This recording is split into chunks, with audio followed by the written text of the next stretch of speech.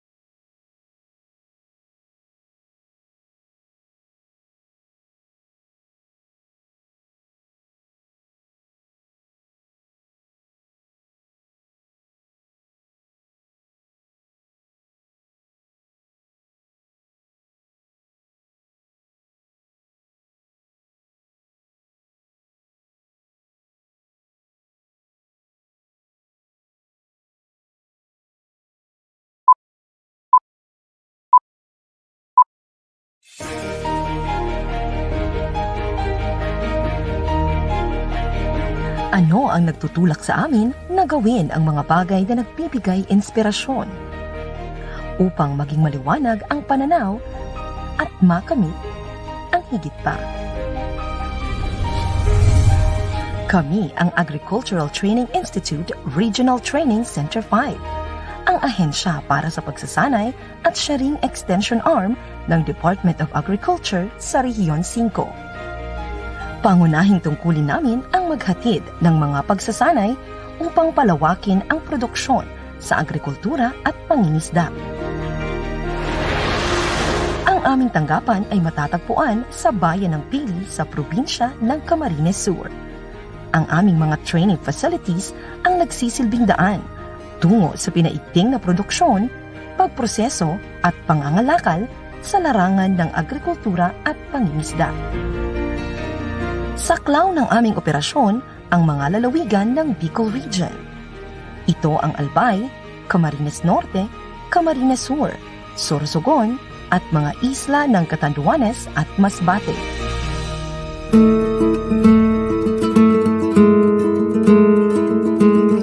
Hangarin ng ATI na patuloy na maiangat ang kapabilidad at kakayahan ng mga nasa sektor ng agrikultura at pangingisda.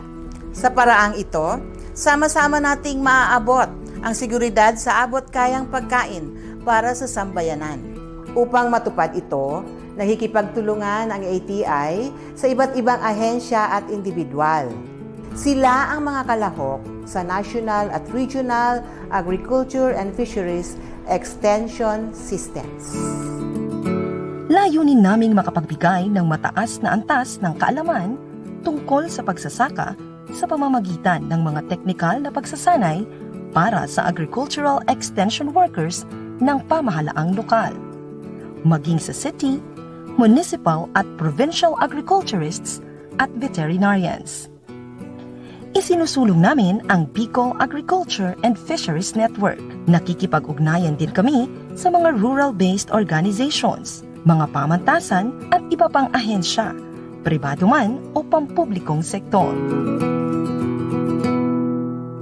ATI ang pangunahing ahensya para sa nagkakaisang pagkilos ng extension services sa pagsasaka at pangingisda sa buong bansa.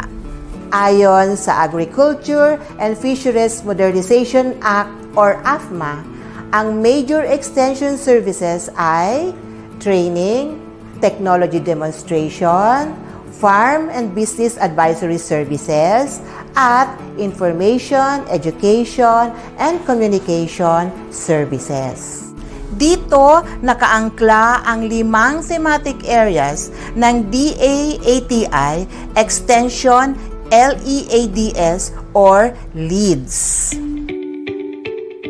Patuloy naming binabalangkas ang mga akmang estratehiya upang palakasin ang kakayahan ng mga nasa sektor ng agrikultura. Isinusulong din namin ang mga bagong hakbang, makabagong pamamaraan at paghahanda para sa nagbabagong panahon. Sa pakikipagtulungan ng mga pribadong individual at mga organisasyon, pinaparami at pinapalawak ang sakop ng mga learning sites, demonstration farms at extension projects. Pinagtutuunan namin ng pansin ang Farm Business Advisory Services upang mabigyan ng angkop na tugon ang mga katanungan tungkol sa pagsasaka. Gamit ang modernong paraan ng komunikasyon, mabilis na naihahatid ang serbisyo at impormasyon tungkol sa pagsasaka at pangingisda. Pinaplano, sinusubaybayan at sinusuri ang pagpapatupad ng mga training at extension programs sa pamamagitan ng performance reviews at pagsaliksik tungkol sa naging epektong mga pagsasanay. Upang patuloy na mapabuti ang paghatid ng training and extension services, patuloy naming isinasaayos ang mga paraan at polisiya tungkol sa pagkilos ng ahensya. Sa ganitong mga hakbang, tinutupad ng ATI ang mahahalagang layunin nito para sa ating bayan. Mas pinaigting ng kagawaran ng pagsasaka ang tugon nito sa pangangailangan ng sambayanan sa sapat na pagkain sa panahon ng new normal. Kasabay ang ATI sa pagtugon sa mga suliranin ng bayan ukol sa supply chain, kabuhayan at kalusugang dulot ng COVID-19 pandemic. Mas epektibong malulunasan ang kahirapan at kakulangan sa pagkain kung ang paglago ng ekonomiya ay nakaangkla sa malakas na sektor ng agrikultura at pangingisda. Ating kaugnay, tungo sa napapanahong kaalaman, kakayahan at masiglang pamayanan.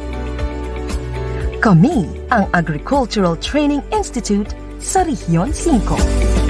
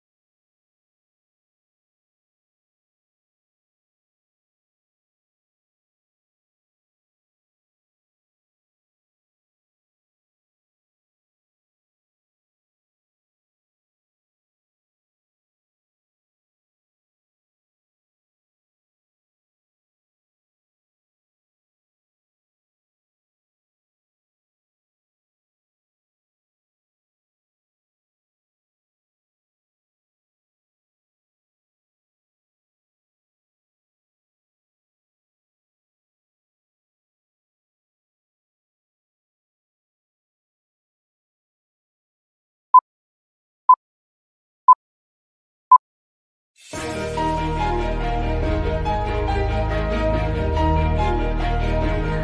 ang nagtutulak sa amin na gawin ang mga bagay na nagbibigay inspirasyon? Upang maging maliwanag ang pananaw at makamit ang higit pa.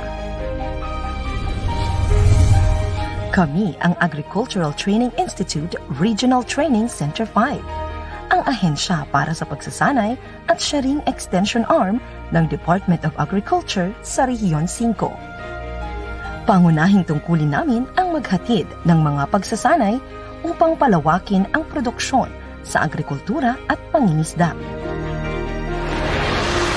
Ang aming tanggapan ay matatagpuan sa bayan ng Pili sa probinsya ng Camarines Sur. Ang aming mga training facilities ang nagsisilbing daan tungo sa pinaigting na produksyon, pagproseso at pangangalakal sa larangan ng agrikultura at pangingisda. Saklaw ng aming operasyon ang mga lalawigan ng Bicol Region. Ito ang Albay, Camarines Norte, Camarines Sur, Sorsogon at mga isla ng Catanduanes at Masbate.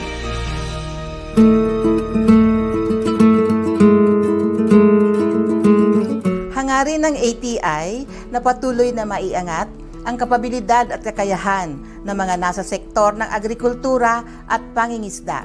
Sa paraang ito, sama-sama nating maaabot ang seguridad sa abot-kayang pagkain para sa sambayanan. Upang matupad ito, nakikipagtulungan ang ATI sa iba't ibang ahensya at individual. Sila ang mga kalahok sa National at Regional Agriculture and Fisheries Extension Systems.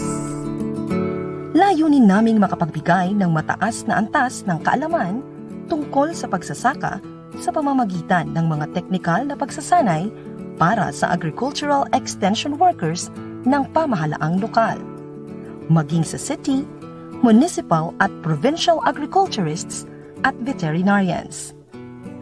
Isinusulong namin ang Bicol Agriculture and Fisheries Network.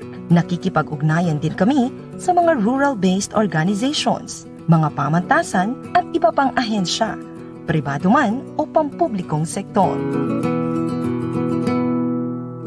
ATI ang pangunahing ahensya para sa nagkakaisang pagkilos ng extension services sa pagsasaka at pangingisda sa buong bansa. Ayon sa Agriculture and Fisheries Modernization Act or AFMA, ang major extension services ay training, technology demonstration, farm and business advisory services, at information, education, and communication services. Dito nakaangkla ang 5 thematic areas ng DA-ATI Extension LEADS or LEADS. Patuloy naming binabalangkas ang mga akmang estratehiya upang palakasin ang kakayahan ng mga nasa sektor ng agrikultura. Isinusulong din namin ang mga bagong hakbang, makabagong pamamaraan at paghahanda para sa nagbabagong panahon. Sa pakikipagtulungan ng mga pribadong individual at mga organisasyon, pinaparami at pinapalawak ang sakop ng mga learning sites, demonstration farms at extension projects. Pinagtutuunan namin ng pansin ang Farm Business Advisory Services upang mabigyan ng angkop na tugon ang mga katanungan tungkol sa pagsasaka. Gamit ang modernong paraan ng komunikasyon, mabilis na naihahatid ang serbisyo at impormasyon tungkol sa pagsasaka at pangingisda. Pinaplano, sinusubaybayan at sinusuri ang pagpapatupad ng mga training at extension programs sa pamamagitan ng performance reviews at pagsaliksik tungkol sa naging epektong mga pagsasanay. Upang patuloy na mapabuti ang paghatid ng training and extension services, patuloy naming isinasaayos ang mga paraan at polisiya tungkol sa pagkilos ng ahensya. Sa ganitong mga hakbang, tinutupad ng ATI ang mahahalagang layunin nito para sa ating bayan. Mas pinaigting ng kagawaran ng pagsasaka ang tugon nito sa pangangailangan ng sambayanan sa sapat na pagkain sa panahon ng new normal. Kasabay ang ATI sa pagtugon sa mga suliranin ng bayan ukol sa supply chain, kabuhayan at kalusugan dulot ng COVID-19 pandemic. Mas epektibong malulunasan ang kahirapan at kakulangan sa pagkain kung ang paglago ng ekonomiya ay nakaangkla sa malakas na sektor ng agrikultura at pangingisda. Ating kaugnay, tungo sa napapanahong kaalaman, kakayahan at masiglang pamayanan. Kami ang Agricultural Training Institute sa Rehiyon 5.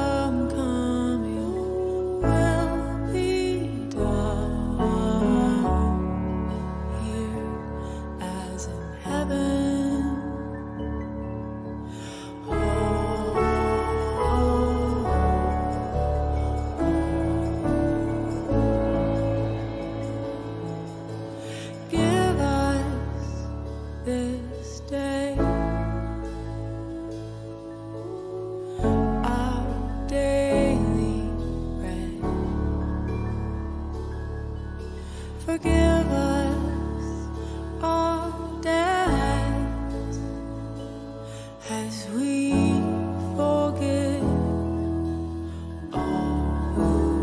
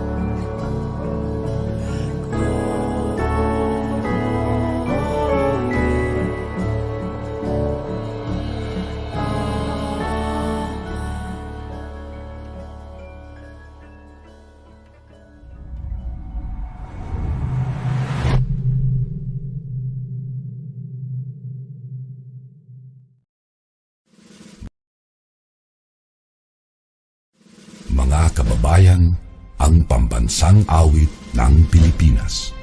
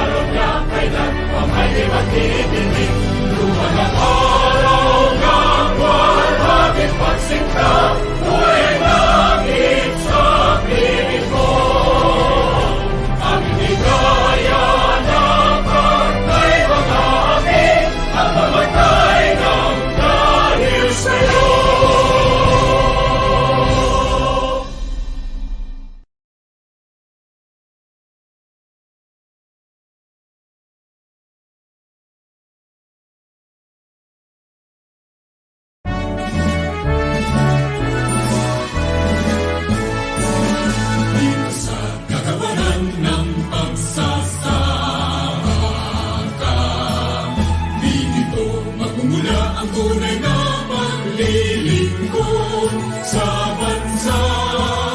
Katuwang ng mga magsasaka, katuwang ng mga mangingisda, kasama tungo sa pagmulat ng bansa.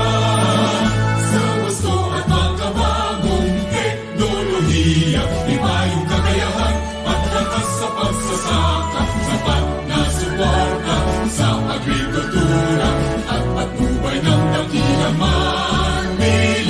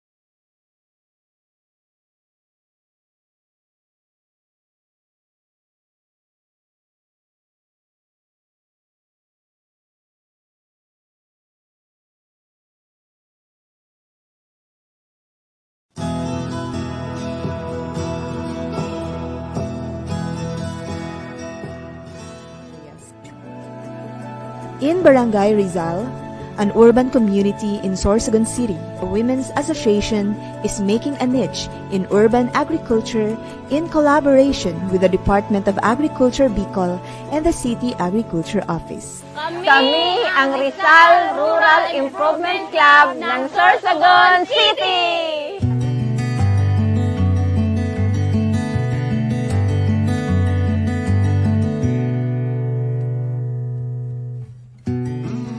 Ang Rizal Rural Improvement Club noong panahon ng pandemya, noong March 2020.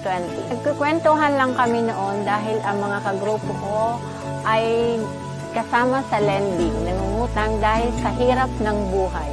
Napagkasundoan namin na magtatanim muna kami sa mga paso, sa mga maliliit na mga paso, sa 1.5 hanggang nasabi ko na may bakanting lote banda dito sa Bayba na pag-aari ni pamangkin ko.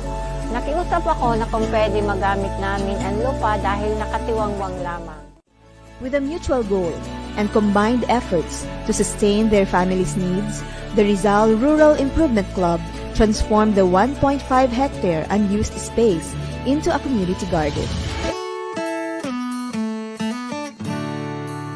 Aside from having their own community garden, members of the Rizal RIC are also engaged in rooftop gardening. One of them is Amelita Esser, whose passion for gardening complemented the Women Association's urban gardening activities. Using old containers and other recycled materials, she developed a rooftop farm in her 2-story house in Barangay Rizal. Ganda ang may urban garden sa rooftop dahil libre ka na sa gulay, saka masustansya ang makakain natin, at saka nakapa-relax sa pakiramdam ko na may urban farming.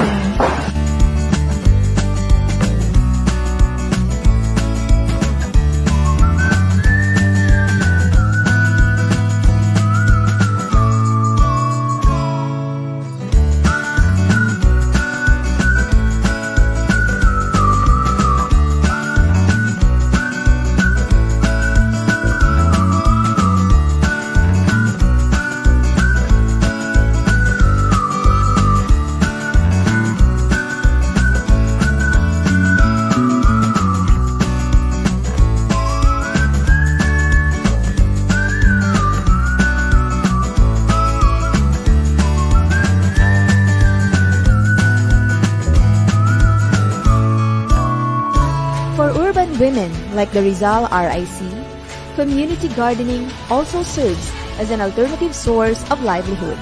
Ang income naman ng garden, ang inaani ng bawat member, para na rin yun sa kanila. Hindi yung kinukuha ng grupo. Kung benta mo, makakatulong na yun kung wala silang pambili ng tinapay, para sa mga anak nila, pambili ng bigas, pambili din ng ulam, kasi minsan walang income ang dagat. Di yun, makabenta sila nung 150 a day to 300 a day, naibili na nila ng 1 kilong bigas, saka pang-ulam at pambili ng isla ng kanilang mga anak. Nakatulong ito lalo na sa pamilya namin kasi nababawasan na yung gastos na sa halip na bibilhin pa namin, hindi na namin, libre na ang gulayan namin na aming kakainin at nasisigurado pa namin na malinis at masustansya. The Rizal RIC success story is proof of women's essential role in ensuring food security for the urban and peri-urban communities.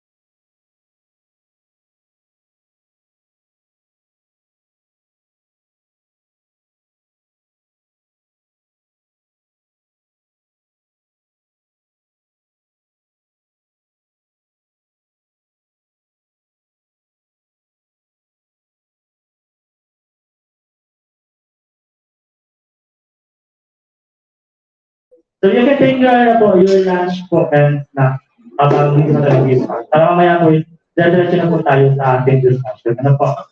So thank you po. Okay.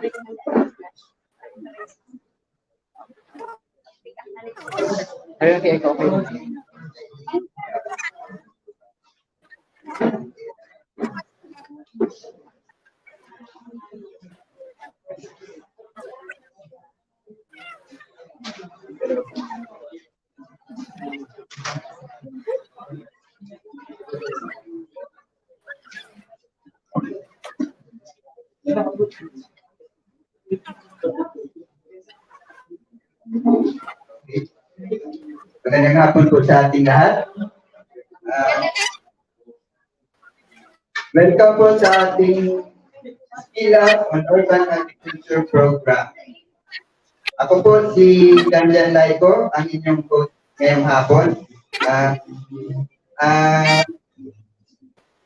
Nandito po ngayon, nanonood sa atin ang ating participants from Philippine National High School. Kasama po nila ang kanilang mga teacher. Ang junior high school student po ng Philippine National High School, 25 students po. Nanonood po sa atin yun ng face-to-face. At kasama kanilang teachers na sila Ma'am Marilu Wina Agua and si Ma'am Odessa Barcela and si Ma'am Yuling Ming Violeta. And kasama rin po natin ang mga nanonood via Facebook Live ng ATI Bicol and sa YouTube channel ng ATI Bicol Survey Channel po, ang BJFT Tigaon, Iriga and Naga City. And kasama din po natin yung ating mga partners sa Gardenscape from Magallanes, Sorsogon, yung Gen Z. And sa Calawag, Naga City po, yung mga nanonood po dyan, mga solo parent po. And binabati po natin ang mga nanonood yan via live, itong mga nagpapakomment po sa ay nagpo-comment po sa ating live, sila Ma'am Jeneline Romputon, si Sir Francis Julias, Joy Bidjone, Joseph Prieto, Randolph Soniega, and ang ating si Ma'am Melba Esembo natin po.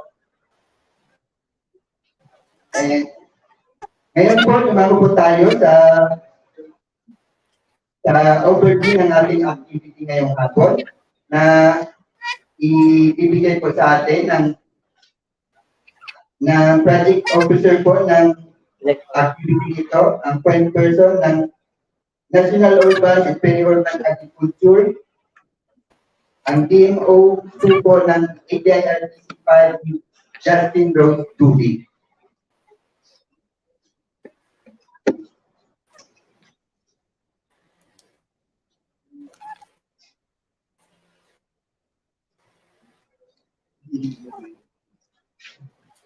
Okay, so magandang hapon po sa lahat. So magandang hapon din po doon sa aming mga kasamahan na nandyan po sa BJMP, Iriga City. Kaway-kaway naman po ang mga taga-BJMP, Iriga City. And syempre po kasama din po namin ang mga solo parents association member ng Calawag, Naga City. So nandyan din po. And of course, ang aming pong live na audience from junior high ng Philippine National High School with their teachers. So, ano po itong Skill Up Urban Agriculture Production? So, for food security, urbanization, natural disasters, and calamities, both in city centers and the rural areas pose a great challenge in addressing food security and in sustaining access to safe, nutritious, and affordable food for all. So kaya po, grabe yung pag-promote ng ating lupa para sa mga lalo na sa mga kabataan po.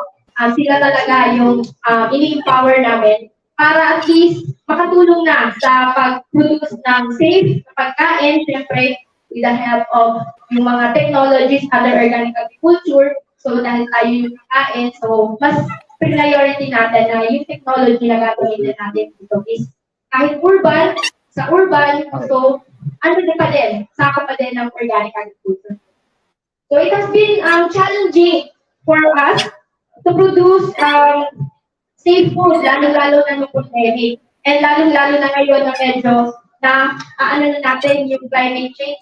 So napakahirap yung pag-produce ng ating pagkain. Ngayon, feel natin yung init, So minsan hindi na din kinakaya ng ating mga crops na mag-survive. So with this training, so siguro matutunggan tayo kung paano yung ating pag-produce ng ating pagkain, lalo-lalo sa ating mga pamilya. Okay? So likewise, meet the standards of the market. So hopefully, itong mga kabataan na nandito, and of course, yung mga online viewers namin, makapag-produce hindi lang para sa pamilya nila. Ano po, pwede din maging isang income-generating project, lalo-lalo na dito sa mga estudyante kasama namin. And doon sa mga nasa online na masecure talaga natin yung ating mga pagkain. So the ATI Bicol, for its commitment, shall focus on the multi-stakeholders. So ma-observe po ninyo, hindi lang dalawa yung ating audience dito sa training. So ang mahalaga po dito is, kahit yung mga nasa malayo ay nakikater natin. So antayin din natin yung mga kasamahan natin from Masbate City. So kanina may nag-comment from Catanduanes. So yun ang kagandahan pag online yung ating skill up or yung ating webinar or training.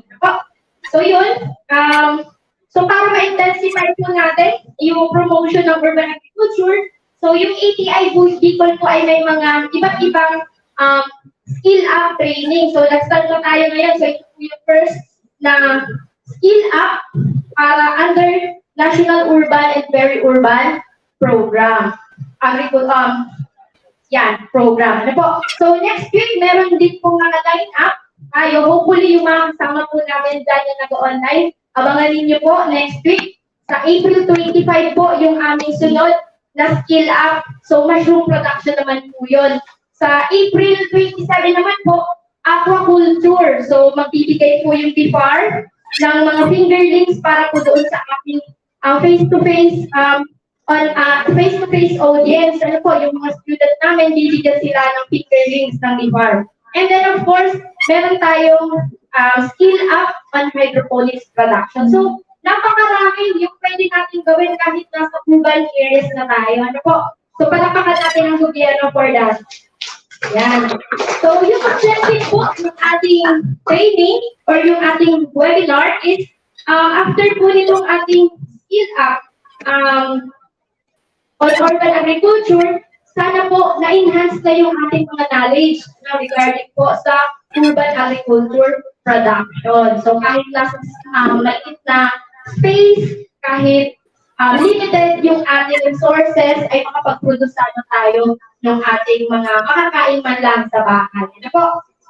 Dito po sa ating training, i-discuss po dito yung importance, status, and prospect ng urban agriculture. Ano po? And then, i-explain din po sa atin yung mga cultural management practices, kung paano po papatubuin yung mga ibibigay po namin sa inyong mga seeds. So, yung iba po, nakapag-avail na. Kung meron po kami ibibigay. After this, skill up training ay magbibigay kami ng ating punla starter kit. So, meron po doon 5 klaseng seeds na pwede natin alagaan para maging pagkain natin sa ating mga bahay. And syempre, mamaya po, itong mga nandito na audience namin, ng mga estudyante, magkakaroon sila ng pagkakataon para mag-hands-on dyan sa labas. So, dito po sa amin, meron po kami ating component which wherein pwede po nilang i-practice yung kanilang natutunan dito sa skill up urban agriculture. So, napakadami po. So, meron dito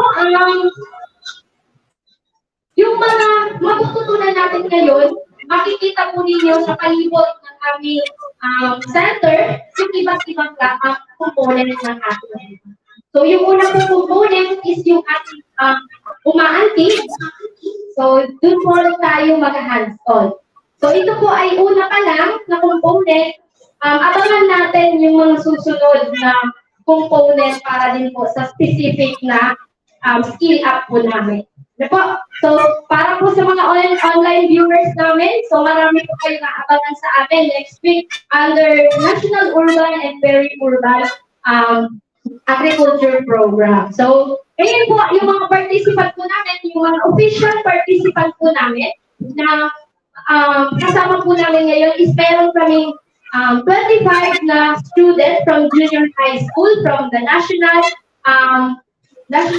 Pili National High School. Dito lang po yan sa Pili. So, napakalapit lang po. And of course, nandito rin po ang official participant namin, yung sa online, yung grupo ng aming Gardenscape na nakapag-establish po kami ng urban gardening doon sa kanila, yung BJMP Iriga City. So, hindi lang po yung mga personal ang kasama po namin doon, maging po yung ating mga persons deprived with liberty. So, kasama po namin sila. Kahit nasa loob sila, makakapag-participate sila, magkakaroon din po sila ng certificate. And also, doon po sa mga kasama namin online, so, mag-send lang po kayo ng screenshot na kayo po ay nanonood, nakikinig. And meron po kaming in-between na mga question na hopefully po masagutan nyo para kayo ay makakuha ng Certificate of Participation. So, lahat po, abangan nyo po yung 3 katanungan para po ma-qualify po kayo doon sa pag-claim ng inyong certificate. So, malinaw po yan doon sa aming online viewers. Ano po, pwede po kayong makakuha ng certificate so as po na yung 3 katanungan po na iyon ay masasagutan po ninyo. Pero dito sa mga face-to-face audience po namin, so meron kami ibibigay mamaya yung sasagutan 1 to 5. So hopefully, masagutan natin. Na para makita natin kung meron ba talagang natutunan o wala. Ano po? So yun. And then of course, yung makakakuha po ng certificate ay meron po kayong pruweba na kayo po ay at bibigyan din po namin ngayon ng ating punla starter kit. So ipakita lang po yung picture and yung certificate, makakapag-claim na po kayo ng ating punla starter kit. So yan lang po ang mga gagawin natin sa half-day po nating activity. So unang pinakongratulate ko na po yung mga nandito and yung ka-online participants po namin. So thank you po and good luck po sa ating mga.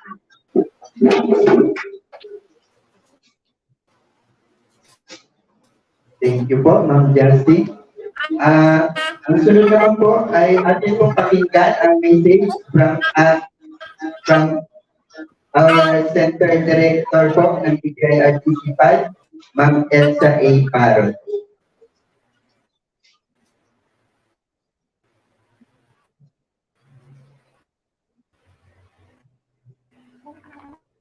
So, Diyos maray na hapon sa Tuya Gabos and to the Pili National High School junior high school students and of course their mentors and teachers. Diyos maray na hapon. Welcome po sa ATI Bicol. Aram ko most of you would be first timers at ATI. So, ngunyan pa lang iniimbitaran ko man po kamo na mag-tour sa samuyang ating DOT accredited farm tourism site. Siguro when you will have time after this skill up urban agriculture production. Several weeks ago, we visited the Pili National High School and we gave mga starter kits for urban agriculture. And syempre po, ang ATI Bicol, dahil po, basta lang kami nagtatao, but ito po mga pigtarawanan mi should be trained on how to properly use ang aming mga starter kits. So, nauugma po kami dito sa ATI Bicol dahil ang Pili National High School is one with us in pursuing food security, urbanization, and also for production of local consumption of vegetables. Para man po, in small areas, we can grow a lot. So, starting them young, mga junior high, I hope kamo mga high school students would come to embrace agriculture, and sana ang iba sa Indo would also choose the career in agriculture. Dahil po, malimit, sinasabi namin, sino na ang magpapakain sa inyo pag walang susunod na mga farmers na katulad ngayon na medyo aging ang ating farmers. But on the lighter note, I hope you can tour ATI Bicol ating dahil po may mga showcases kami of edible landscaping and of urban agriculture. Ngayon pa lang, alam ko magiging excited kayo sa get your hands dirty dahil yung dirt na yan would mean a lot for agriculture and for the whole consumers na who eats. Kasi po, lahat naman tayo kumakain. So, ngayon pa lang, ang aming advokasya talaga, why are we doing urban agriculture? That is because in a little space, we grow a lot and we help in food security and also in food availability. So, good morning again, everyone. Welcome to ATI Bicol and learning by doing and also enjoy while learning. Skill up for urban agriculture production. Just mabalos po.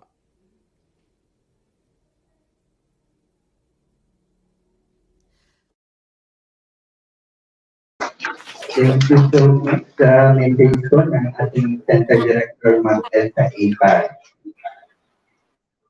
Ngayon po, tumago na po tayo sa pinaka-main na ng activity natin ngayon. I-discuss po sa atin ang topic sa urban agriculture production ng aming staff po dito sa ATI Bicol. Ang ating farm manager po, si Mr. Jericho Dagon. So, thank you, Sir Tanja, sa pagdudun.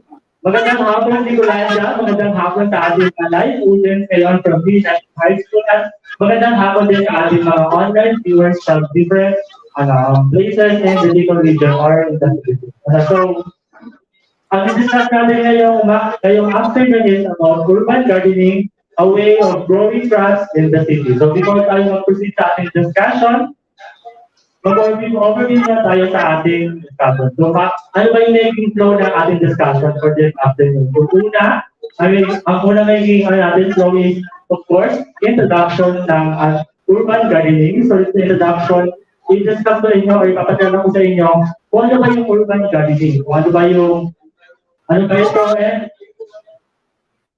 sunod naman is yung types of urban gardening. Sa urban gardening, meron tayong may ibang uri ng urban gardening or way ng pagdadaling sa urban. So dito makikita natin kung alin types ng urban gardening yung applicable or suitable sa area nyo, sa inyong mga tahanan. Kasi iba-ibang types is meron different requirements when it comes to size or area and when it comes to materials na gagamitin sa ating mga tahanan sa pagdadaling ng urban gardening. The third overview is the importance and benefits of urban gardening. So dito sa ating discussion, later on, i-discuss sa inyo kung ano ba yung importance ng urban gardening. Bakit natin siya kailangan gawin ngayong generation natin? Bakit siya kailangan i-apply sa ating mga tahanan? And also yung benefits ng urban gardening. Ano ba yung kagandahan ito sa ating sarili, sa ating pamilya, sa ating kapaligiran? So yun yung i-discuss ko sa inyo during this afternoon. And also last is yung steps in urban gardening. Siyempre, kapag na-introduce ko sa inyo kung ano na yung urban gardening, ano yung types ng urban gardening, ano yung importansya and benefits, i-discuss ko sa inyo kung ano yung steps ng urban gardening para kapag may apply nyo siya sa inyong mga bahay. So yan. Dito natin sa last part, pakita ko ano yung ibang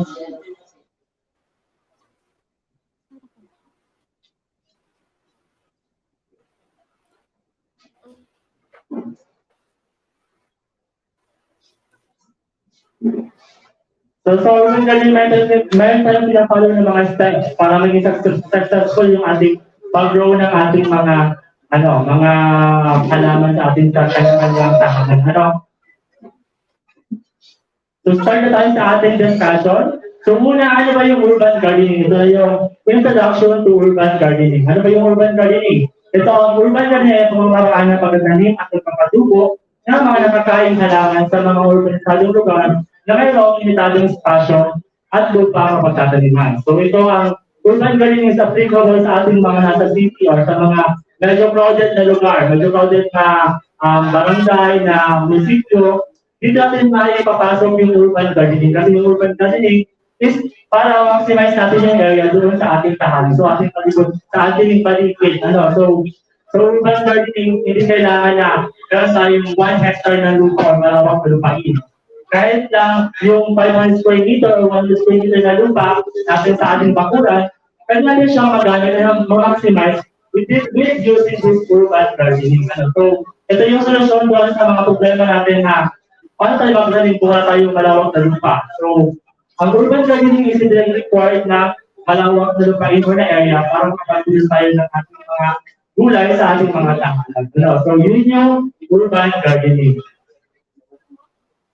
Pangalawa is yung types of urban gardening. So, dito natin makikita kung ano yung iba't ibang uri ng urban gardening at kung ano yung applicable sa area nyo, sa tahanan nyo, para pagdating nyo dun sa bahay nyo, after ng training, pwede na kayo makapagtanim na kayo yung mga gulay, tayo yung mga tahanan.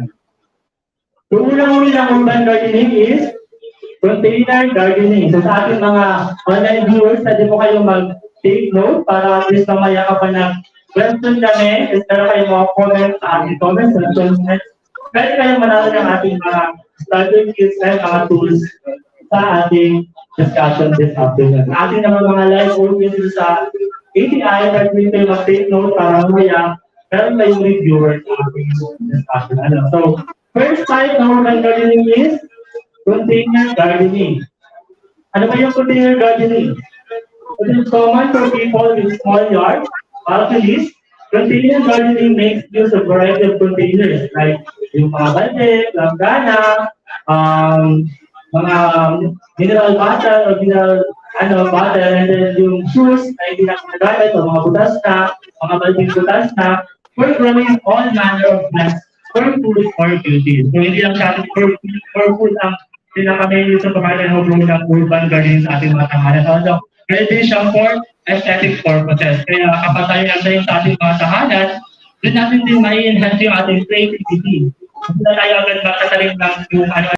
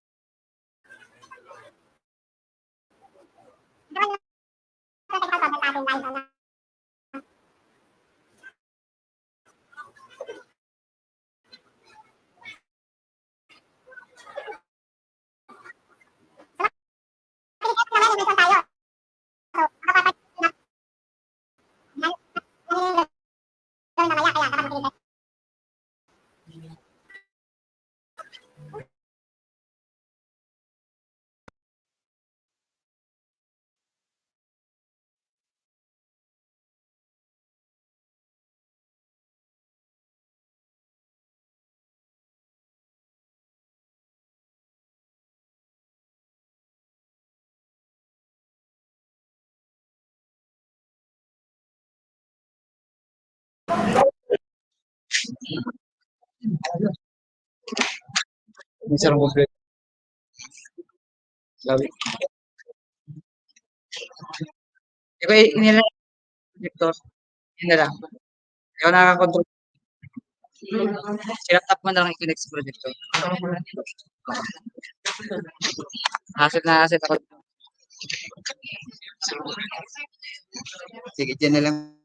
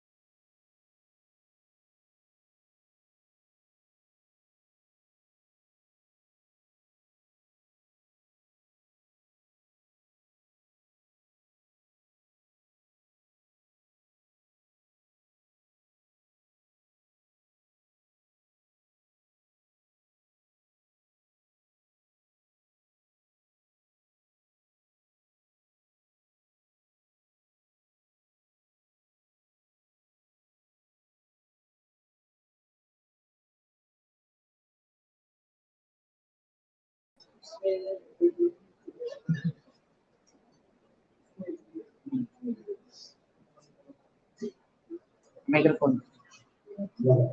Ang microphone na is this laptop. Kaya rin ang microphone.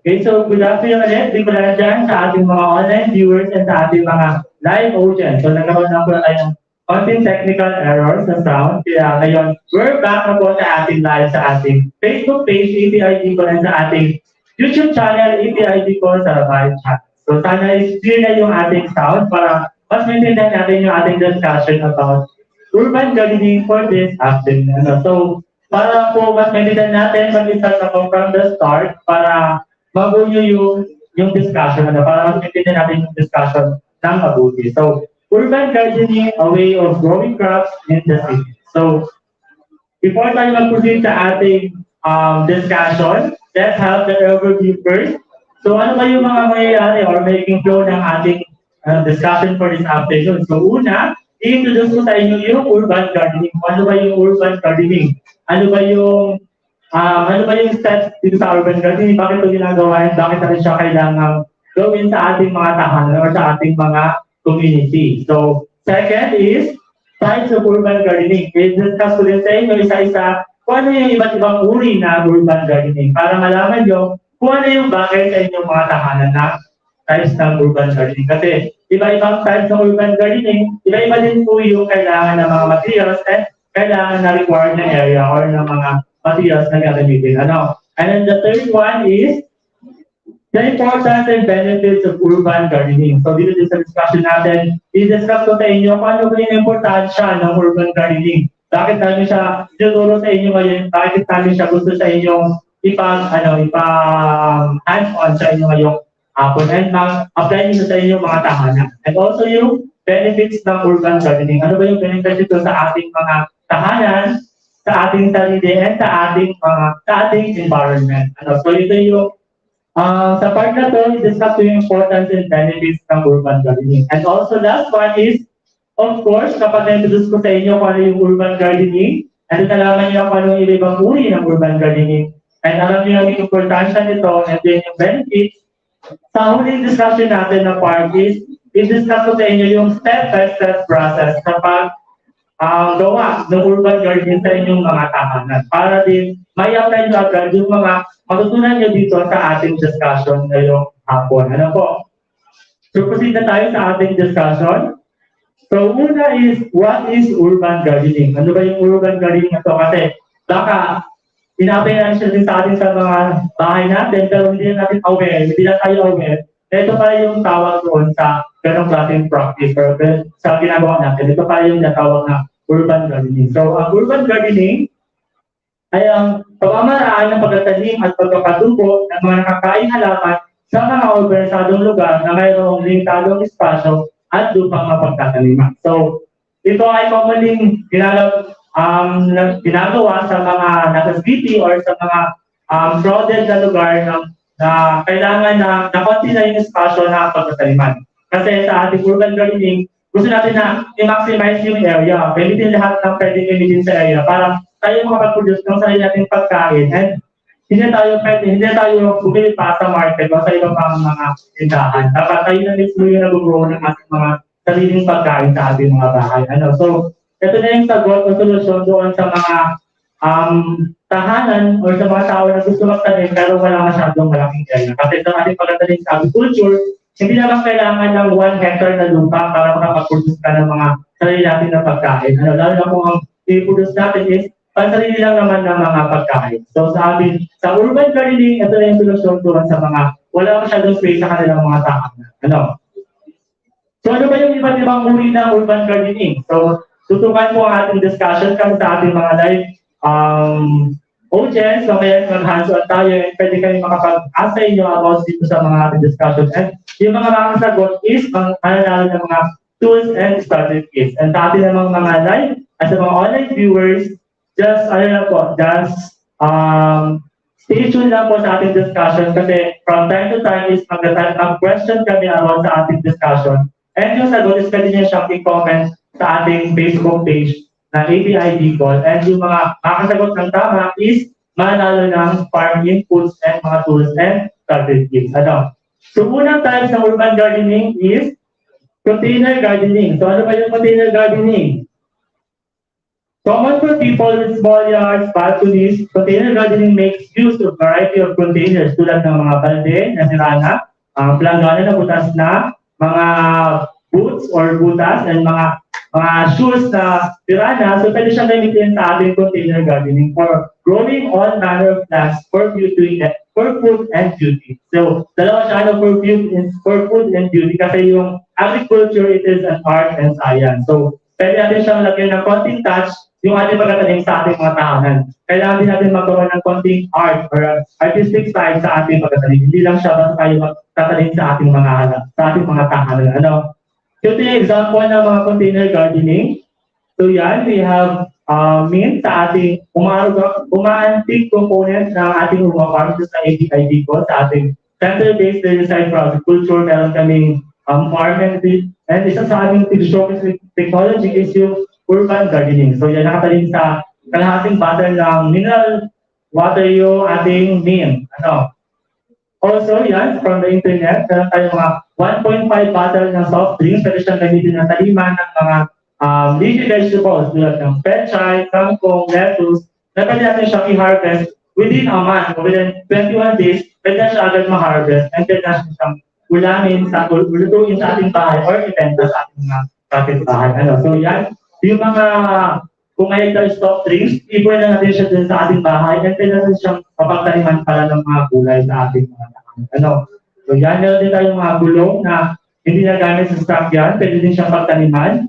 Mga mineral water na pwedeng pinturahan para masabi natin kanina, yung agriculture is may halo din siyang art, hindi lang siya puro pagtatanim. Meron din tayong konting artistic side doon for aesthetic purposes. Ano? So, ang container gardening is maganda siya doon sa mga area na lowland o sa mga tinatahang area kasi ang purpose ng container yung halaman, pwede natin siyang i-move sa ibang lugar para halimbawa, tinatahang yung area natin. Pwede natin siyang ilagay sa mga mataas na lugar para may salva natin yung ating tanim during the calamity. Ano?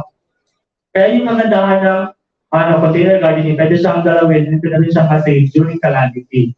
So yun yung ginagamit ng ibang mga practitioner or farmers sa kanilang mga tahanan na nasa lowland areas o mga bahay na yun. Ano? And another type ng urban gardening under container gardening is yung vertical gardening. So sa vertical gardening naman, a garden in which the plants are supported to grow along often tired surfaces, especially fences, posts, trellises, and walls. So dito naman sa vertical garden, yung mga tanim is nakasabit sa mga wall natin or sa mga fence natin sa bahay para yung space is ma-maximize pa rin natin. Hindi lang siya nasa ground nakatanim. Kasi sa taas ng ating mga wall is meron pa din mga tanim na mga gulay. So, in that way, ma-maximize natin yung area natin sa ating tahanan. Kahit maliit, madami naman tayong makakatanim sa ating tahanan. Basta gusto natin siyang gawa ng paraan. Ano?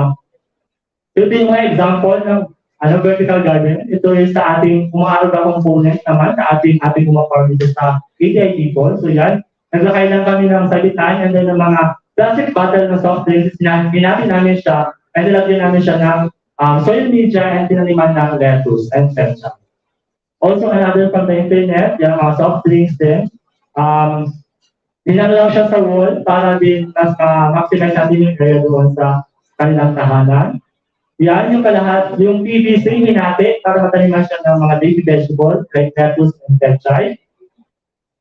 Also yan, mga mineral water dyan na din siyang lettuce and lettuce na iba-ibang variety. Nilagay siya sa bakod, sa fence. So imbis na naka-pure lang siya na bakod, minmaximize yung area para mataniman siya ng mga lettuce. So, maganda rin naman siyang tingnan at the same time, meron pa tayong pagkain, meron pa tayong income sa ating tahanan with using the urban gardening technology. Ano? Another type ng container gardening is yung raised beds garden. Ano ba itong raised beds garden? It is a form of gardening in which the soil is enclosed in a containment unit or tinatawag nating beds. which are usually made of wood, rock, or concrete, and which can be of any length or shape. So ito yung mga example ng ating raised bed. So ito is under pa din sa ating umarog na component sa ating part dito sa API Bicol. So ang pinapakita namin dyan na technology is yung mga raised bed technology. So ang ginagamit namin na mga material sa raised bed technology is merong hollow blocks, merong plywood, and then meron din naman yung banana branch or yung katawan ng banana tree. So yun yung ginagamit din namin sa mga raised bed namin. So kung ano yung available sa inyong tahanan, pwede nyo siyang gawin sa inyong mga tahanan. Kung marami sa inyong banana, pwede nyo siyang gamitin as beds para din ma-enclose natin yung soil doon sa isang area at makapatayin tayo sa ating mga tahanan. So maganda siyang tingnan, malinis siyang tingnan, and at the same time, hindi siya masyadong maki-maintenance sa ating mga tahanan kasi naka-raised bed yung ating mga tatanim. So, yan, meron tayo nakatanim dyan ng mga pechay, ng mga cauliflower, spring onion, and then mga strawberry. So, yan, ito naman is gawa ng aming OJT from CPSUA Batch 2022. So, sila yung nag-project ng mga raised bed garden na yan.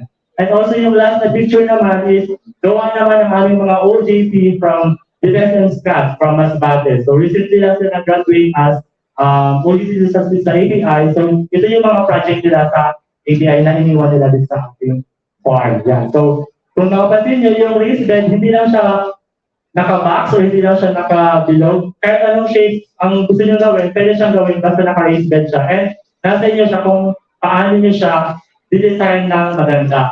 Para din makapagbuo kayo ng magandang design na naka-raised bed. So tulad nga yung ginawa ng Masbate ng mga OJT, naka-rise terraces na style yung kanilang raised bed. So naka-level by level yung kanilang mga raised bed. And also din naman sa umaragada component, is naka-flat box yung kanilang mga raised bed. So gamit na dyan is yung mga cemento and hollow block. So kung wala naman tayong masyadong budget sa ating tahanan, pwede naman tayong gumamit ng plywood or ng banana branch na pwedeng available sa ating tahanan. So kung ano lang yung available sa ating tahanan, yun yung gamitin natin all na materials para tayo makatipid and mapaganda natin yung ating backyard gardening. Gamit ng urban gardening technology. Another type ng container gardening is yung square foot gardening. So ano ba yung square foot gardening? Ito yung practice of dividing the growing area into small square sections. So meron tayong maraming square and then divide natin siya into maliit na square para ang size niya lang is 1 foot or 30 centimeter kaya siya tinawag na square foot gardening. So ito yung itsura ng square foot gardening.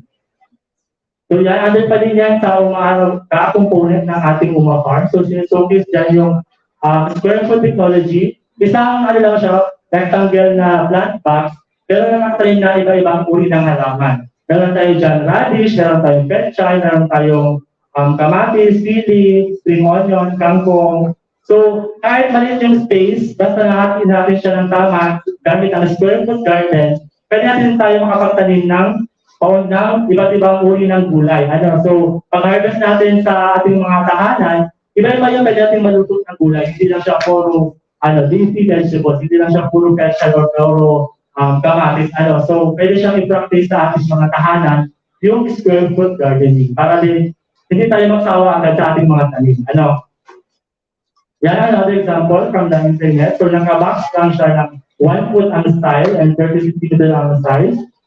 So kada box, iba-iba yung kanilang nakatanim na mga gulay. So pwede natin siyang haluan din ng mga bulaklak na tinatawag na insect repellent tulad ng marigold. So sila yung mga nagsisilbing natural pesticide ng ating mga halaman para hindi sila dapuan ng mga peste. Imbis na mag-spray tayo ng chemicals, istaniman na natin sila ng mga insect repellent na flowering. Maganda na siya ng any flower na for aesthetic value ay meron pa siyang purpose sa ating mga tinatanim na gulay na pwedeng makapagtaboy ng mga peste sa ating mga halaman. Para yung ating halaman ay harvest is safe and healthy sa ating mga sa ating mga i-consume natin sa ating mga bahay.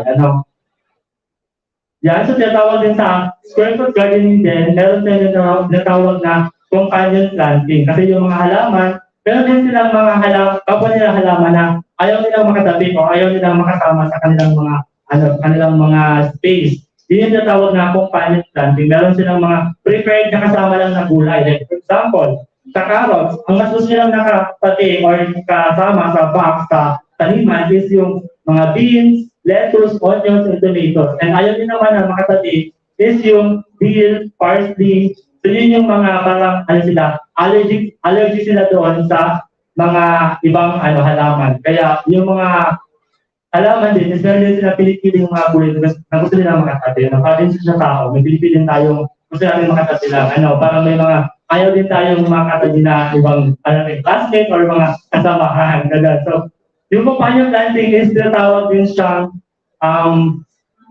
symbiotic relationship ng kada halaman. Kasi natin symbiotic relationship, merong pakinabang yung dalawang halaman sa isa't isa. Kaya nila gusto yung isa't isang makasama or makatati sa kanilang mga taniman. So yan yung mga square foot gardening at companion planting. Kaya natin din take note na hindi tayo basta lang magtatanim ng mga gulay na nakatabi-tabi. Kaya natin siyang i-consider kung ano ba yung gusto ng halaman na yun na maging makatabi para maging maganda yung grow niya and then yung row o yung ani natin sa ating mga gulay. Kasi kapag tinabi natin yung halaman na hindi naman sila compatible, maapektuhan yun yung growth ng ating mga halaman. So pwede hindi na lumaki yung isa and then yung isa lang yung maganda ang tubo. So dapat para silang maganda ang tubo. Kaya natawag siyang companion planting.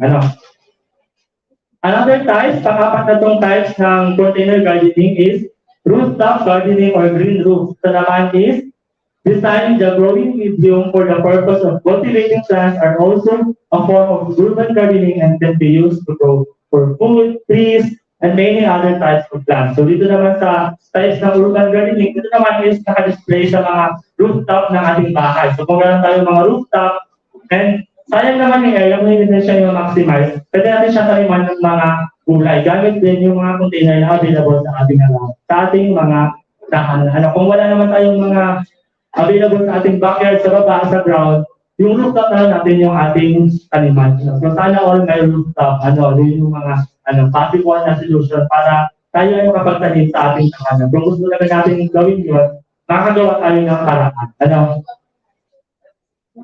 So sa container gardening, ang secret lang doon is yung self-watering container. So make sure na kapag kayo magkakaling sa container or sa mga plastic bottle, siguraduhin na merong butas yung mga baba or dulo ng plastic bottle para yung tubig, yung drainage, kesa doon pa din, hindi siya maistakan ng tubig sa loob ng container. Dapat may butas siya para yung tubig, pag buhos mo, yung sobrang tubig, is makakalabas siya doon sa plastic bottle. Hindi mapupulok yung ugat ng mga halaman.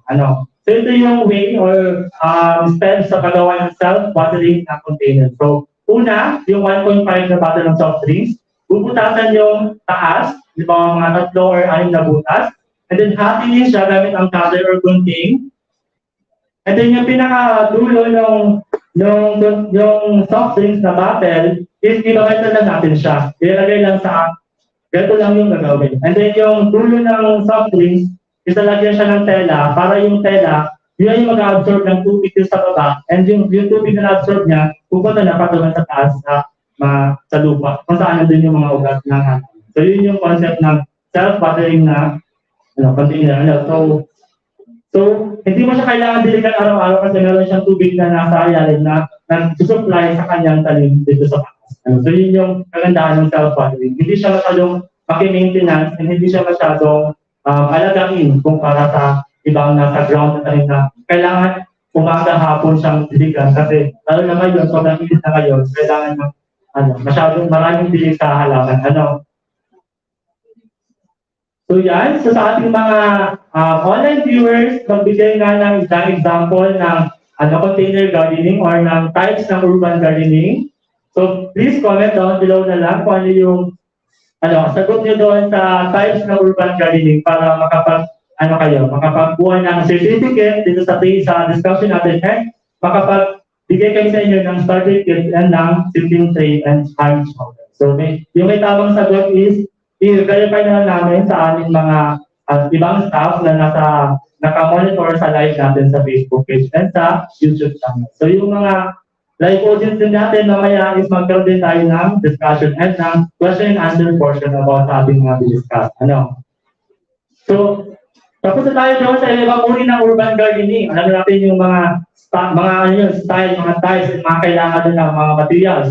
Punta naman tayo sa other types ng urban gardening. Ano ba yung ibang types? Kasi marami siyang iba-ibang uri, marami siyang pwedeng gawin sa urban gardening. Kaya pwede niyo siyang maraming magpilihan. So una, edible landscaping. Ito naman is the use of food plants as design features in the landscape. These plants are used both for aesthetic value as well as consumption. So, sabi ko nga kanina, agriculture is not only focused sa pagtanim. Agriculture is an art and science of growing plants and pag-raise ng mga livestock. So, kailangan kapag sa agriculture, meron ka din aesthetic na part, meron ka din aesthetic na talent para hindi lang siya basta lang tanim. Meron din siyang para attractive din siya sa mga visitors and sa mga makakatingin doon sa tanim mong mga halaman. So, ito yung example ng edible landscaping.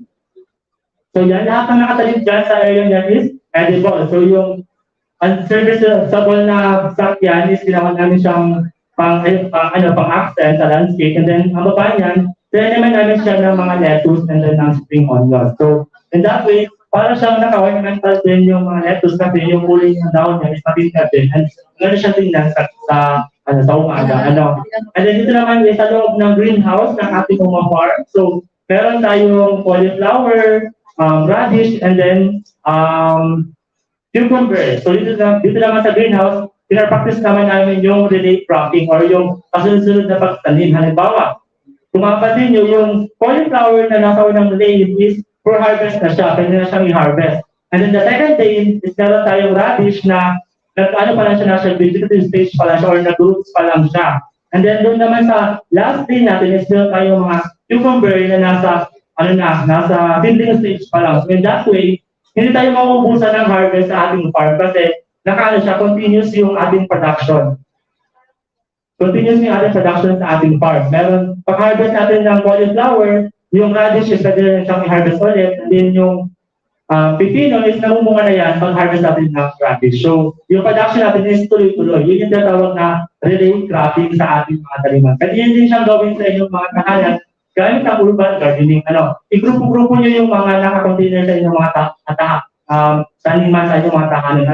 Halimbawa, in this area, nagpull na kayo nagtanim kayo ng pechay, 1 week yung pechay, and then another week, magtanim kayo ulit ng lettuce or pechay ulit, para meron kayong harvest ng mga gulay kada week. Meron kayong pagpilian ng mga gulay kada week. Iba yung mga gulay na pwede nyo i-harvest. So, yun yung tawag doon sa sa technology at sa practices na yun.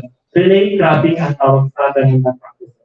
Kung mapapansin din doon sa kabila, meron din kaming melon na nakatrellis pataas, and then meron kaming kangkong, afghan kangkong sa baba, and then yung lettuce din sa baba. So in that way, maximize natin yung area. It is na nakatanim ng Chinese melon, pwede pa siya taliman sa baba ng kangkong and lettuce kasi meron pa naman siyang space. And yung kangkong and lettuce, kasi hindi naman kailangan siya ng malaking space or ng malawak na taliman. Kaya pwede siyang italim dyan sa ating mga greenhouse. Nakano siya, parang tawag yan is intercropping naman ang tawag dyan. Kapag isang area is merong iba't ibang nakatanim na mga gulay. So yun yung tinatawag na intercropping. Iba-ibang uri ng gulay na nakatanim sa isang area.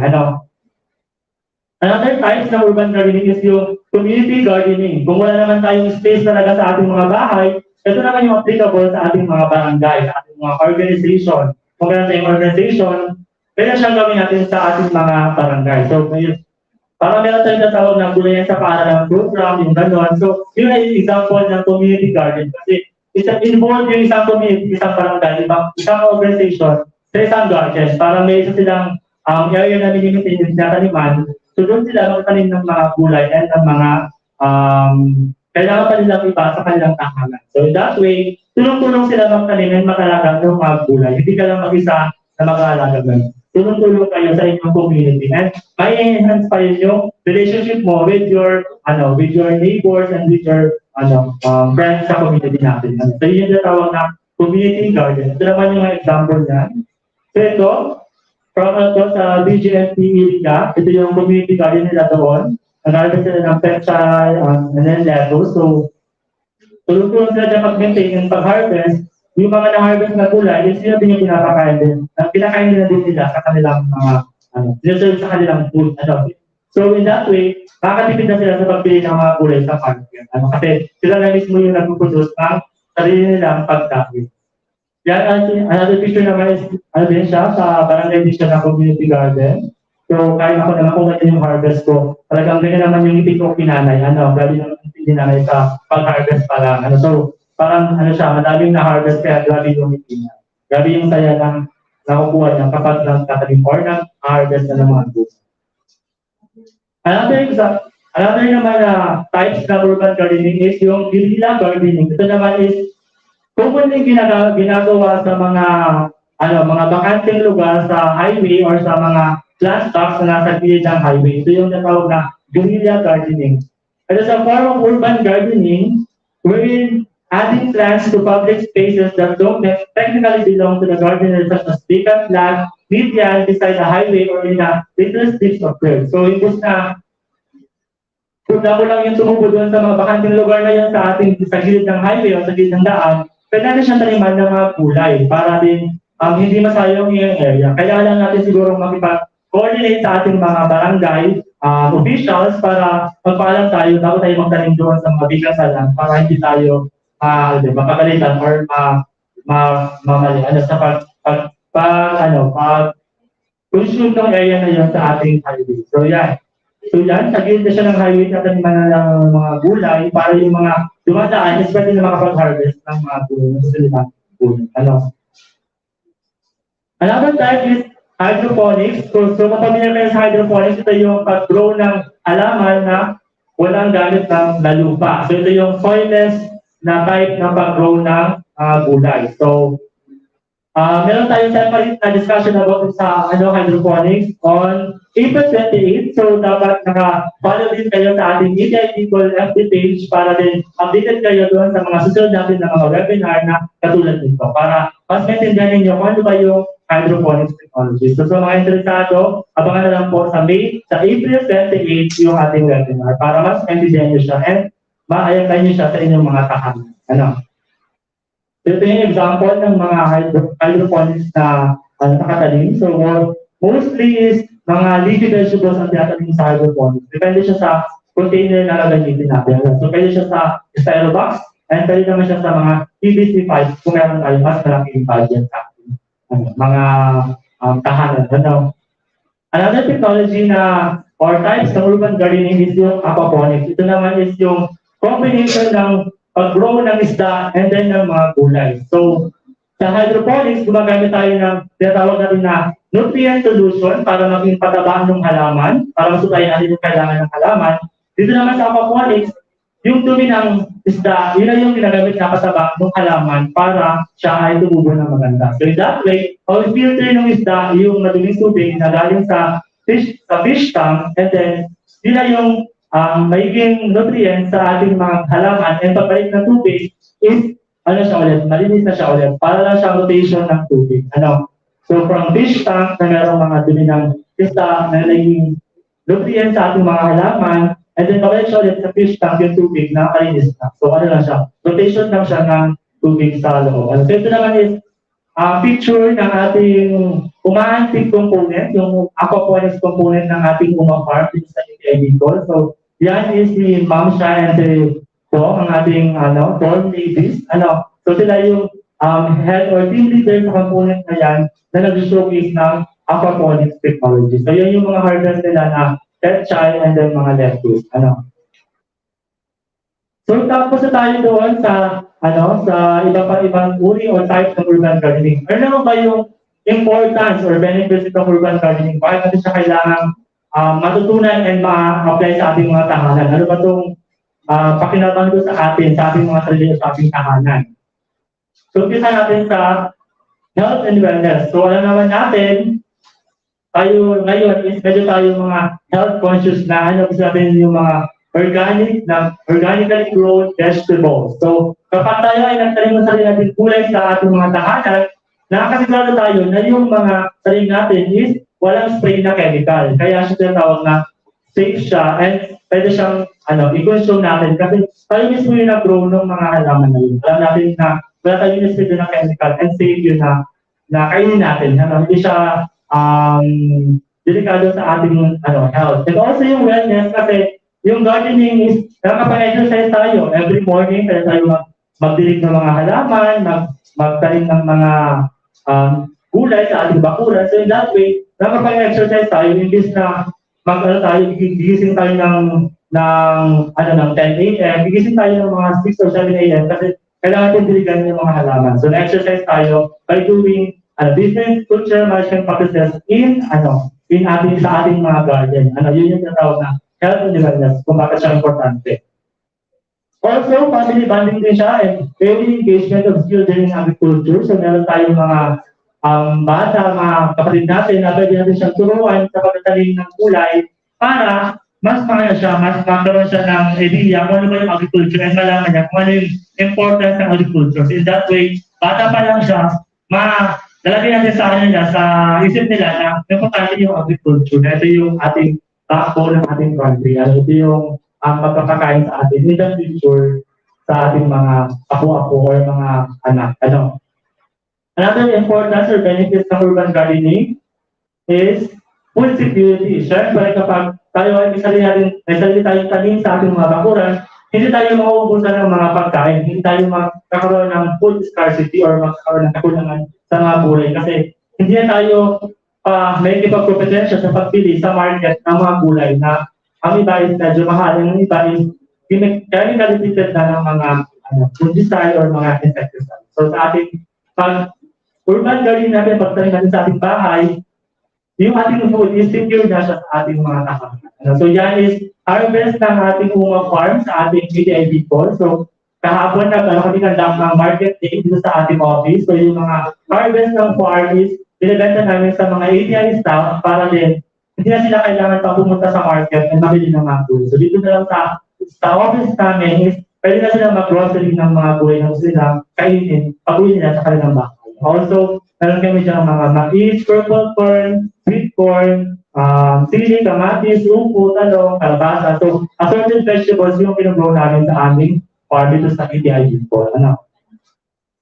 Also, yung urban gardening is pwede tayo makapag-income generating, makapag-generate ng income. Kasi kapag may sobra tayo sa ating mga tahanan ng mga grow na gulay, pwede natin siya ibenta sa ating mga kapitbahay. So, in that way, makakakuha tayo ng income doon sa mga tayo natin na gulay. Kung sobra-sobra naman yung gulay na yung harvest natin, pwede natin siyang i-share sa ating kapitbahay. Ibenta natin siya ng mas mababang mura, mas mababang presyo, mas mura siya ang presyo kumpara sa market. So, makatulong tayo sa ating kapitbahay, magkaroon pa tayo ng income. So, yun yung pwedeng purpose ng urban gardening sa ating mga tahanan.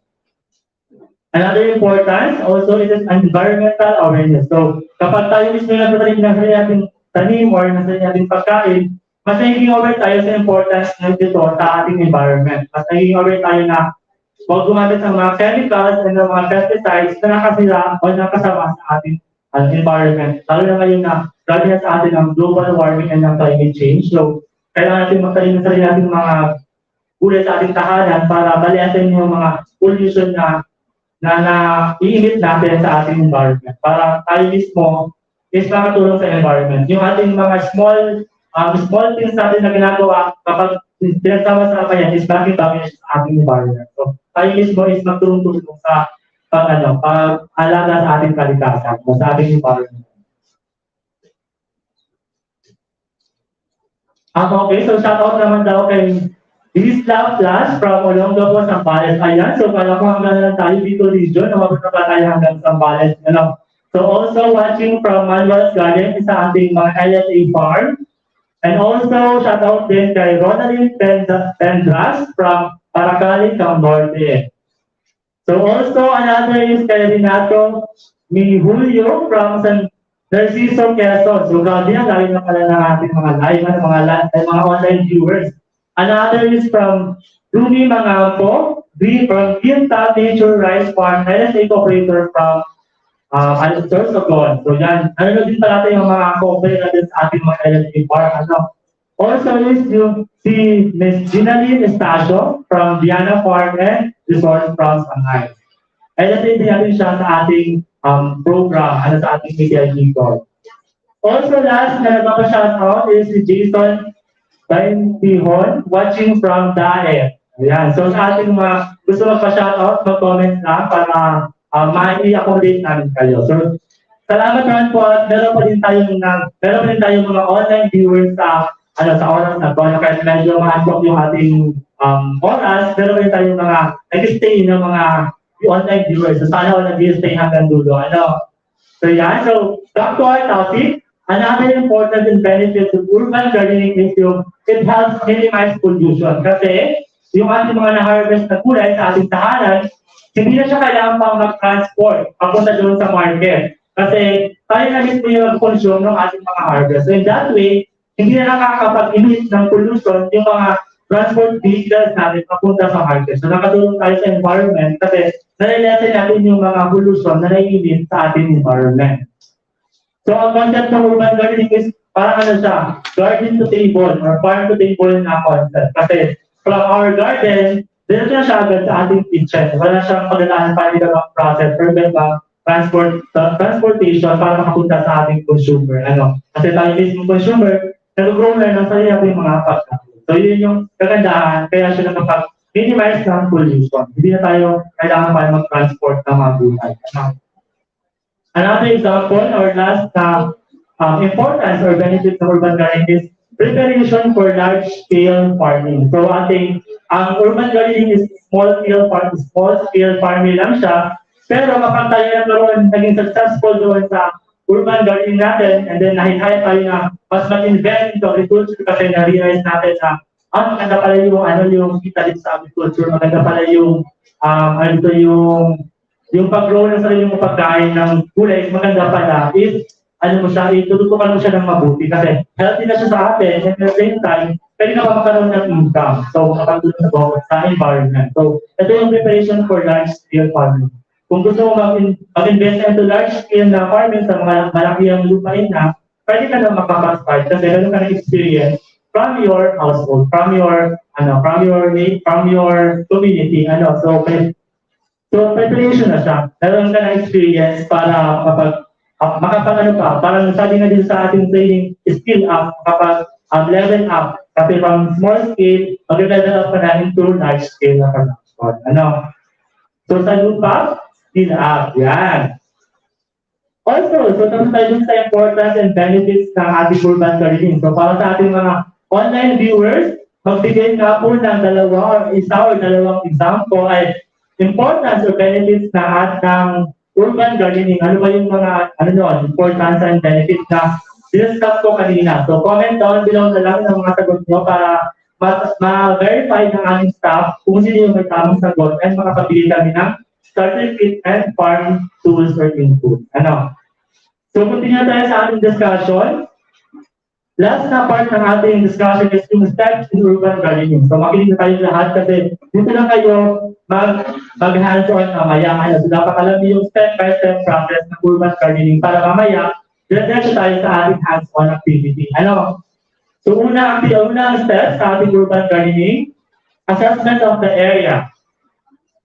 So ibig sabihin, i-assess natin kung ano yung area natin, yung physical characteristics niya, kung ano ba yung type ng soil ang meron doon, ano ba yung shaded ba siya na lugar, or full sun ba siya na lugar, or yung soil niya ba is plain, maganda ba, or medyo buhangin yung lupa natin.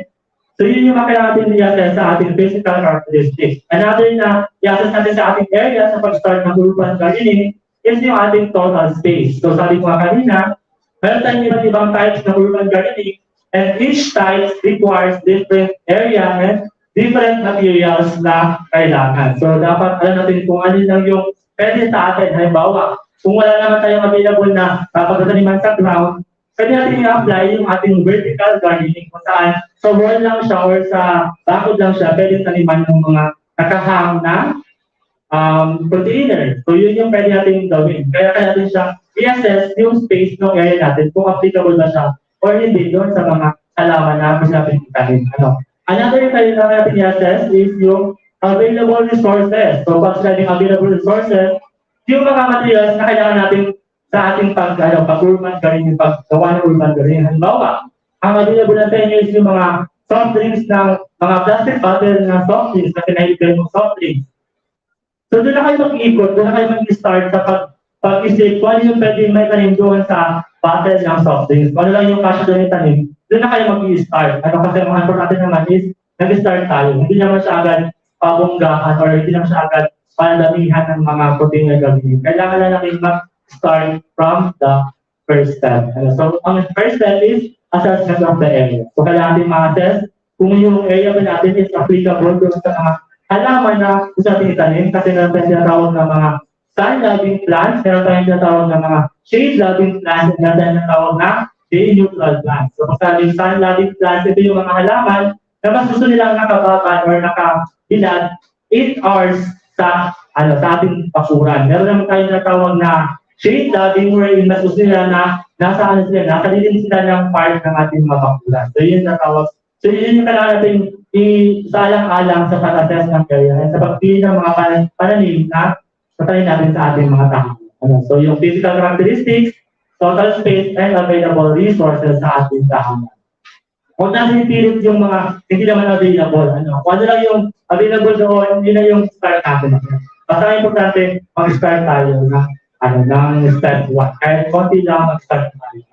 Kasi later on, diretso na yan yung process ninyo. Pangalawang step in urban gardening is yung planning and layouting. So sabi na, assess na natin yung mga requirements, yung mga area, yung characteristics, yung resources na meron tayo. Kailangan natin magplano kung ano ba yung gawin natin na uri ng agriculture, ay uri ng urban gardening. Halimbawa, kung gusto natin ng vertical gardening, ano ba yung making natin na yung design doon? Ano na ba siya? Naka-line lang, or gusto nyo may mga slanted na line, or may mga pa-cross, or yung mga mabubuo na lettering doon sa wall nyo. So, kanya-kanyang design yan, kanya-kanyang art siya sa agriculture. Hindi lang siya basta tayo tatalihin padalagay ng mga plastic bottle sa wall or sa mga ground. Kailangan din siya may konting artistic side para din mas maganda siyang tingnan and mas kaya siyang alagaan sa ating mga talim. Kasi every morning natin siya makikita. So, sa ibig makapag-stress na sa work or sa school, pwede natin siya maging stress reliever yung mga talim kapag maganda yung pakakagawa natin. Kasi kung tangin-tangin yung pakakagawa natin ng mga talim natin, ng layout, stress ka naman sa work or sa school, pagdating mo sa bahay, madumi pa yung garden mo, mas lalo ka ma-stress. So, dapat maganda yung ating design sa layouting and planning. Another step is yung selection of prescribed viewing types and plants. So sabi mo kanina, meron tayong natawag na mga sun-loving plants and meron tayong natawag na mga shade-loving and day-use plants. So, yan kailangan siya isa-alang-alang para din mas maganda yung tubo ng ating mga halaman. So ating, for example, ang ating mga leafy vegetables, pwede siya sa ating mga day-neutral na mga types ng halaman. So kahit yung mga pechay, lettuce, hindi siya kailangan ng full sun na 8 hours na dapat nalidilag siya ng 8 hours. Pwede din siya doon sa mga shaded na lugar para sa ating tahanan, para makapag-grow siya ng maganda. And then tayo makapag-harvest ng maganda na gulay. So yun yung dapat natin sa alang-alang. When it comes to prescribed UA types and plants, yung mga shade-loving and sun-loving. So meron naman yung available sa Google, sa internet, research nyo na lang kung ano yung mga sun-loving and shade-loving, and then yung pag-halaman. Another is also preparation of the inputs. So, pag sabing inputs, ito na yung mga growing media, containers, seeds, ng mga halaman, mga growing natin tanim. So, yun tinatawag natin na inputs, yung mga kailangan natin na materials para makapag-umpisa sa ating urban gardening. So, kailangan natin siyang prepare para yung steps natin is dedicated tayo sa ating urban gardening na technology or na type. So, saan natin kunin yung plant media? O sa ating plant media yung ating mga soil. So, dapat may mixture sa ng carbon soil or ng compost or ng garden soil. Dapat meron siyang mixture para hindi siya pure lang na garden soil. Kasi kapag pure lang na garden soil, hindi masyadong naging mataba yung lupa kasi wala siyang available na nutrients. Hindi natin siya masuplayan ng nutrients. So, kailangan siya ng verticals or ng mga pataba para yung halaman is meron siyang vitamins or nutrients na nakuha sa media na. So, siya sa mixed media niya. Also, yung mga seeds, So yung mga mamaya na ibigay namin sa inyo mga seeds, pwede na siya maging start pag tanin nyo sa inyong mga bahay. So example na siya ng farming food. Yung seeds na i-distribute namin sa inyong mamaya. And then yung mga seedling tray and mga hand-grown na farm tools. Ano? Another, kapag pula na tayo ng ating mga tanim, ito na yung natawag natin ng hardening or seedlings. Kasi ating hardening, konti na natin siyang nilalabas sa init para matalim na siya doon sa area na pagtaniman natin. Kasi if binigay natin na itanim agad yung seedlings without the process na konti siyang i-expose sa sunlight, halimbawa, 1 week before tayo mag-transplant sa ating area, sa ating garden, kailangan yung mga nakapula natin seedling tray, kailangan natin siya ilabas and paarawan siya ng, first day, 1 hour siyang paarawan. And then after 1 hour, balik siya ulit sa greenhouse na medyo shaded na lugar. And then second day, 2 hours. And then third day, 3 hours. Pa-increase siya ng pa-increase para yung alaman, yung seedlings natin, masanay siya doon sa area na meron palaging init na nare-receive. Kasi di ba sa greenhouse, medyo shaded yung lugar nila, medyo protected siya ng net or ng plastic. So kailangan siyang i-harden para mas masanay siya. Para din, kapag nilipat natin siya sa ground, sa ating area mismo, maiiwasan natin yung transplanting shock na tinatawag. Kasi yung transplanting shock, hindi ito yung literal na ma-shock yung halaman. Ito yung sinawag na transplanting shock, ibig sabihin, kapag na-observe natin na dinilin natin yung seedling sa ground na walang hardening na process, para lang tayo yung halaman after a minute or after an hour, para lang tagal yung halaman. Kasi nalibago siya doon sa condition ng area. Nalibago siya doon sa init na nararamdaman niya doon sa area mismo. So dapat meron tayong hardening or seedling. So ginagawa siya 1 week prior to transplanting. 1 week before transplant, dapat mag-harden na tayo paunti. So yun yung tatawag na hardening. Meron naman tayong tatawag na pre-king. Kasi namang pre-king, yung mga seedlings natin na nasa seedling tray, halimbawa, isang butas ng seedling tray, meron tayong 3 kamatis na tumubo. Yung 3 kamatis na natubo sa isang butas ng seedling tray, kailangan siya pag-iwa-iwalayin para mas makabila yung ugat nila doon sa seedling tray or sa lupa. So yun yung tawag na pre-king. Pag-iwa-iwalayin yung mga tabi-tabing halaman sa seedling tray para din, pag lipat natin sa ground, is, naka-organize sila, isa-isa lang sila, So yun yung pagkaiba ng pre-king and hardening. So yan, after yung hardening, ang next step natin sa urban gardening is yung transplanting. So pag sa transplanting, ito na yung paglilipat natin doon sa ground na tataniman natin sa area natin. So hindi na siya sa greenhouse, kundi lilipat na siya sa ground mismo. So yung environment na nandun sa area, dapat nasalay na yung seedlings para hindi na siya magkaroon ng transplanting siya kung tawag. Para hindi na siya mabigla doon sa area. Hindi na siya malanta or mamatay pag tinayin natin siya doon sa area. So kailangan siya ng hardening process. Kaya before transplanting, mag-hardening muna tayo or mag-pre-king. So sa mag-transplant naman, make sure na yung mga space requirement ng halaman ng specific practice, masunod nyo siya. Halimbawa, sa lettuce, dapat ba yung space ng lettuce is naka 1 meter apart or naka half meter apart. So dapat malaman nyo yung space requirement ng kada halaman para ma-maximize nyo yung area. Kasi ang lettuce pwede naman siyang isang pulgada lang yung distansya niya kada halaman para mas maximize yung area. So, research na lang sa Google kung ano yung mga space requirement ng specific na crop. Kasi kada crop, meron siyang specific na space na kailangan para makapag-grow siya ng maganda at mabuti. Another step, kapag tayo nakapatayin na sa ground, siyempre magkaroon tayo ng plant care and maintenance. Ito yung natawag na ating mga cultural management processes sa ating mga halaman. So, sa ating plant care, meron tayo dyan yung watering, weeding, or pagtanggal ng mga damo sa palibot ng halaman, pag-heat up nung area para hindi natin para yung roots is medyo hindi pa rin siya ma-disturb agad o hindi siya lumabas doon sa air, dapat siyang i-heat up or tabunan ng bagong lupa. Also, yung mga excess natin sa halal na pagkain sa ating kitchen, pwede siyang ilagay sa isang area para mapadecompose natin siya or mapabulong natin siya sa isang area. And sa nabulong yun na yung magiging kataba doon sa ating mga And then last naman is yung seed germination prior to harvest. So sabi ko nga kanina, yung delay cropping, pasunod-sunod na pagkatanim para hindi tayo nauubusan ng tanim, para hindi tayo agad sobra sa pag-harvest o nauubusan ng tanim. So, bago pa kayo mag-harvest ng mga tanim, dapat meron kayong nakapunla para pag-harvest nyo, makatanim kayo agad ng mga seedlings na available sa inyo sa mga tahanan. Hindi siya maghintay pa tayo ng ilang weeks para makapagtanim ulit. Dapat hindi siya mabakante yung ating mga taniman. Pero kailangan natin siyang palitan ng lupa, yung mga nasa container para din mas maganda yung tubo ng mga bagong halaman. So yun yung kailangan natin.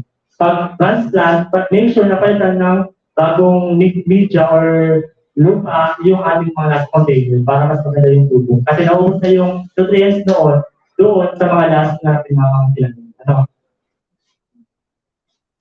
And last is pinakamagandang part ng ating pagtanim, pinaka-exciting part is yung harvesting na part. So yan.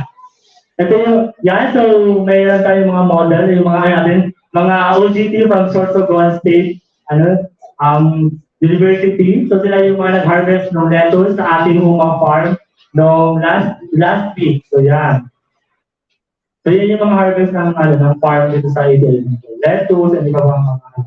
Yung first picture is from the internet na hydroponics, and then yung second picture is sa farm na siya sa Idel. So yan yung mga model sa farm, mga Sorsogon girls. Yeah. Also, kapag tayo nag-harvest, interesting na rin siya ngayon, yung value adding na tinatawag. Pag sabing value adding, dinadagdagan natin ng value yung mga na-harvest natin. Pwede natin siyang i-process into something new para madagdagan yung price nung mga na-harvest natin na gulay. Halimbawa, sa papaya, imbis na dagdagan siya ng raw or ng hinog na papaya, pwede natin siyang gawin na atsara para mas maging mahal yung benta natin sa kanyang mga prutas. So yun yung natawag na value adding. Imbes na raw gulay siya dibenta, hilaw na gulay siya dibenta, i-process natin siya para sa dadagan yung kanilang value. Para yung benta natin, mas tumaas yung benta natin sa ating mga tahanan or sa ating community. Yun yung natawag na value adding. And next is yung replanting. So sabi ko nga kanina, bago kayo mag-harvest ng first yung batch, kailangan kayo makapagpula na para pag-harvest is replanting agad kayo ng mga naipulat ng mga seedlings. So to end the discussion, urban gardening for this afternoon, let me iwan lang ko yung isang parang motto or quote. So farming is not just a job, it is a way of life. So dapat natin i-embrace na yung agriculture sa ating mga tahanan, sa ating mga sarili. Kasi yung farming is part na siya ng ating buhay. Hindi tayo mabubuhay kung wala tayong kinakain. Yung kinakain natin ngayon, sinusunod natin ngayon, galing siya lahat sa agriculture. Kaya kailangan natin siyang i-embrace and pagyabungin pa para sa mga future generations. So sana kayo mga junior high, is mas may knowledge kayo na mag-take ng agriculture course and mag-invest into agriculture para mas madami tayong makuha bagong technology sa agriculture. Kasi yung future generations kailangan nila ng tunay na pagkain, ng real na food. Hindi nila kailangan ng mga substitute na food. So dapat tayo mismo mag-start sa atin mga kabataan yung ating interest sa agriculture. So let's shout out to Joe Tax, watching and learning together with the Iriga City District Jail Mayor and Female PDA. So hello po dyan sa mga taga-Iriga natin na nanonood ngayon. So salamat for staying hanggang sa atin matapos yung discussion natin. Also from Longgabella Farm, Sir Marlon, isa siya ng LSA partner natin sa ABI, and siya din yung nag-construct natin mga ibang facilities sa ating mga farm. Yan. So hi Sir Marlon. Also, shout out din kay Sir Fidel Marpuri from Dilivergence Agri Farm from Bulac, So yan yung ating taro na farm na nag-process na and nag-export na ng mga taro products. So hello sir. And also Mer Yamas Naval from Bicol, Litmanan, Camarines Story. So malayo na tayo yung mga nakapanood natin ngayon sa live. So tagalimatin na pa. So hello po sir sa ating mga nagpa-shoutoutan sa ating mga nag-stay hanggang ngayon sa ating mga online viewers. Sa ating mga live coaches, sana meron kayo natutunan sa ating discussion for this afternoon. Kasi sunod nito is natin tayo. So, dapat natin kayo participate na doon sa hands-on. And expect namin na alam niyo yung gagawin mamaya para diretso tayo sa ating hands-on activity. So, farming is not just a job, it is a way of life. So, tayo mismo mga kabataan, tayo yung mag-start para mas magkaroon tayo ng interest sa agriculture and mas napayarong natin yung agriculture sa Pilipinas and sa buong mundo. Ano? So, reference ng aking presentation is galing kay Sir Alexander Omargas and si Linda Agos, API staff din sa office. And thank you and happy urban gardening. So that will be all. Thank you for listening and participating.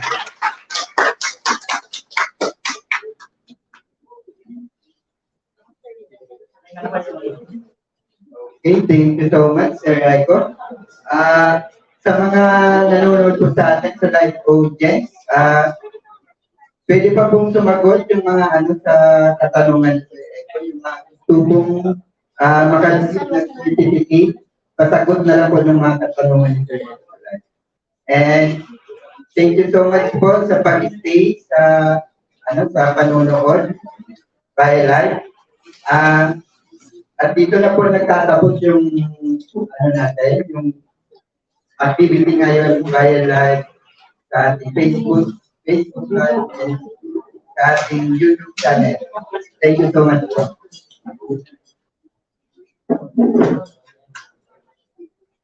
Wonderful.